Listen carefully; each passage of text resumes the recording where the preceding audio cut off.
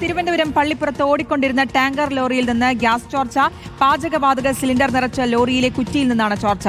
കൊല്ലം ഭാഗത്തു നിന്ന് കഴക്കൂട്ടം ഭാഗത്തേക്ക് വരികയായിരുന്നു ലോറി. ആഷിൻ ഡിയേഗോയുണ്ട് വിശദാംശങ്ങൾ നൽകാൻ. ആഷിൻ, നിലവിലെ സാഹചര്യം എന്താണ്? അശ്രുതി, ഇന്ന് രാവിലെയോടുകൂടിയാണ് കൊല്ലം ഭാഗത്തു നിന്ന് കഴക്കൂട്ടത്തേക്ക് വന്ന ഈ ഗ്യാസ് സിലിണ്ടറുകൾ നിറച്ചു വന്ന ടാങ്കർ ലോറിയിലെ ഏതാനും സിലിണ്ടറുകളിൽ ചോർച്ച കണ്ടെത്തിയത്.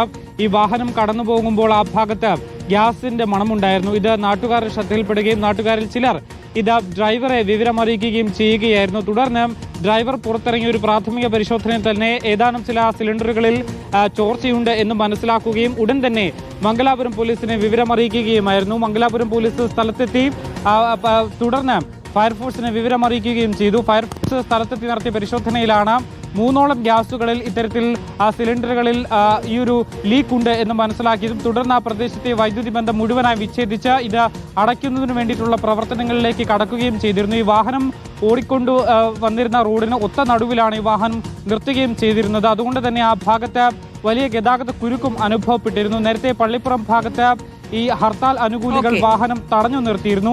അങ്ങനെ 3 മണിക്കൂറോളം ആ ഭാഗത്ത് ഇത്തരത്തിൽ വാഹന ഗതാഗത നിയന്ത്രണം ഏർപ്പെടുത്തുകയും ചെയ്യുന്നു. ഇതിനിടയിലാണ് ഈ ഒരു വാഹനം കൂടി അവിടേക്ക് എത്തി അവിടെ വലിയൊരു ഗതാഗത കുരുക്ക് അനുഭവപ്പെടുകയും ചെയ്തത്. തുടർന്ന് കഴക്കൂട്ടം ഫയർ സ്റ്റേഷനിൽ നിന്നും ഉദ്യോഗസ്ഥരെത്തി ഈ ലീക്ക് അടച്ച ശേഷം വാഹനം യാത്ര ആരംഭിക്കുകയും ചെയ്തിട്ടുണ്ട്. ശ്രുതി, ആഷിൻ ഡിയേഗോ ആണ് വിശദാംശങ്ങൾ നൽകിയത്.